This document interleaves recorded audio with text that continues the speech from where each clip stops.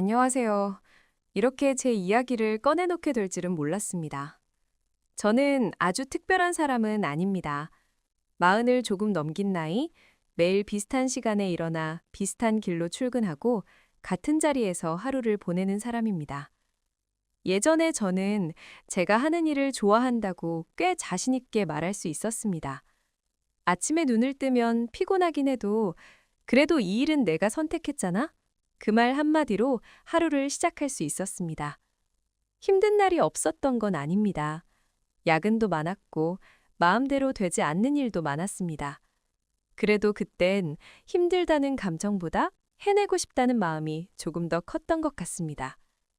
그런데 어느 순간부터였는지 정확히 기억나지는 않습니다. 아주 사소한 장면들이 조금씩 쌓였을 뿐인데 제 마음은 조용히 방향을 바꾸고 있었습니다. 출근길 지하철에서 문득 이런 생각이 들었습니다. 오늘도 무사히 끝낼 수 있을까? 예전에는 오늘은 뭘 해볼까? 였던 질문이 언제부터인가 오늘도 버틸 수 있을까로 바뀌어 있었습니다. 그날도 늘 그렇듯 월요일 아침이었고 회의실에는 익숙한 얼굴들이 앉아 있었습니다. 팀장이 제 이름을 불렀습니다. 이번 건은 은지 씨가 맡아주면 좋겠어요. 저는 반사적으로 고개를 끄덕였습니다. 네, 알겠습니다. 그 말이 제 입에서 너무 자연스럽게 나와서 오히려 제가 놀랐습니다. 이미 제 일정은 빈틈이 거의 없었고 그 주에 마감해야 할 일들도 여러 개였습니다. 하지만 그 사실을 입 밖으로 꺼내는 건 늘 제 몫이 아니라고 생각해 왔습니다. 회의가 끝나고 옆자리 동료가 작게 말했습니다. 이건 좀 벅차지 않아요? 저는 웃으면서 대답했습니다. 뭐, 해봐야죠. 그 웃음이 진짜였는지, 그냥 습관이었는지는 지금도 잘 모르겠습니다. 자리로 돌아오자마자 메신저 알림이 이어졌습니다. 이거 오늘 중으로 가능하세요? 아까 회의 건 조금 수정이 필요해요. 자료 하나만 더 부탁드릴게요. 저는 하나씩 답장을 보냈습니다. 확인해 보겠습니다. 조금만 기다려주세요. 오늘 안으로 드릴게요. 그렇게 제가 좋아했던 일은 조금씩 해야만 하는 일이 되어갔습니다. 집에 돌아오면 몸보다 마음이 먼저 지쳐 있었습니다. 가방을 내려놓고 소파에 앉으면 아무 말도 하기 싫어졌습니다. 남편이 물었습니다. 오늘 많이 힘들었어? 저는 늘 같은 대답을 했습니다. 아니야, 그냥 좀 바빴어. 사실은 힘들다고 말하고 싶었지만 그 말을 꺼내는 것조차 또 하나의 일이 되는 기분이었습니다. 며칠 뒤 후배 하나가 제 자리로 와 조심스럽게 물었습니다. 선배님, 이 일 계속 재미있으세요?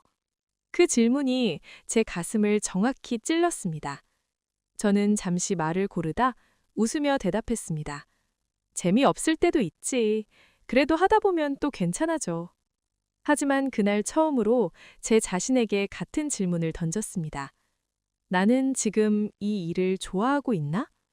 퇴근 시간이 한참 지나 혼자 사무실에 남아 모니터를 바라보고 있을 때였습니다.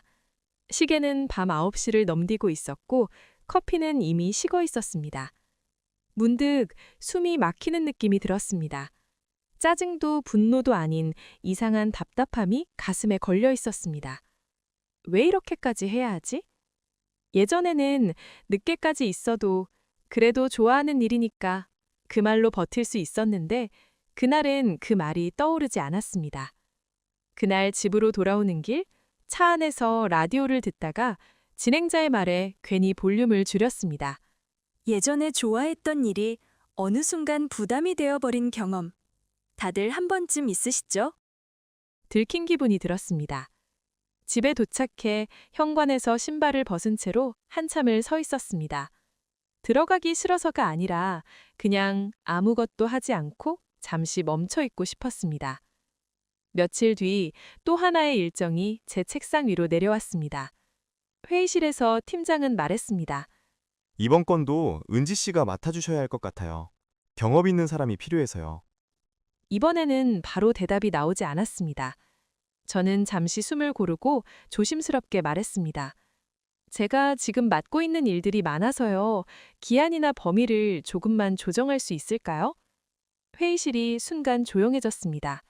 팀장은 되묻듯 말했습니다. 조정이요? 그 짧은 질문에 제가 그동안 얼마나 당연하게 받아들여져 왔는지가 한꺼번에 느껴졌습니다. 결국 일은 진행하기로 했고 회의는 끝났습니다. 아무 일도 없는 것처럼요. 자리로 돌아오자 후배가 다가와 말했습니다. 선배님, 아까 그런 말 하신 거 처음 봤어요. 그 말이 괜히 오래 남았습니다. 그날 저녁 팀장이 저를 불렀습니다. 요즘 많이 힘들어요? 저는 잠시 망설이다 솔직하게 말했습니다. 힘들지 않다고 하면 거짓말일 것 같아요. 팀장은 고개를 끄덕이며 말했습니다. 그래 보여요. 그 한마디에 갑자기 목이 메었습니다. 저는 천천히 말했습니다. 일이 싫어진 건 아니에요. 근데 계속 잘해야 할 것 같고 놓치면 안 될 것 같고 그러다 보니까 제가 왜 이 일을 좋아했는지 생각할 여유가 없어졌어요. 팀장은 잠시 됐다가 조용히 말했습니다. 조금 내려놓아도 괜찮아요. 그 말은 단순했지만 저에게는 쉽지 않은 말이었습니다. 집에 돌아와 그날은 오랜만에 남편에게 이야기를 길게 했습니다. 남편은 제 말을 다 듣고 나서 이렇게 말했습니다. 당신 그 일을 좋아하긴 하는데 즐기지는 않았던 것 같아. 그 말에 아무 대답도 하지 못했습니다. 며칠 뒤부터 저는 일부러 조금 느리게 일하기 시작했습니다. 완벽하려고 애쓰기보다 이 정도면 괜찮다고 스스로에게 말해보려고 했습니다. 처음엔 불안했습니다. 혹시 실망시키지는 않을지, 괜히 욕심 없는 사람으로 보이지는 않을지 계속 신경이 쓰였습니다. 그런데 아무 일도 일어나지 않았습니다. 세상은 제가 생각했던 것보다 조금 더 느긋하게 흘러가고 있었습니다. 어느 날 후배가 웃으며 말했습니다. 선배님, 요즘 말 걸기 쉬워졌어요. 그 말에 괜히 웃음이 났습니다. 퇴근길에 처음 이 일을 시작했을 때가 문득 떠올랐습니다. 서툴렀지만 결과보다 과정이 즐거웠던 시절이었습니다. 그때 저는 잘해야 한다는 생각보다 해보고 싶다는 마음이 더 컸습니다. 그래서 마음속으로 작은 약속을 했습니다. 다시 그 마음으로 돌아가 보자고요. 완벽하지 않아도 괜찮다고, 부담이 되면 잠시 내려놓아도 된다고요. 좋아했던 일을 싫어하게 되기 전에 다시 좋아해 보자고요. 지금도 가끔은 버겁습니다. 하지만 예전처럼 숨이 막히지는 않습니다. 제가 이 일을 어떤 마음으로 하고 싶은지 이제는 알고 있으니까요.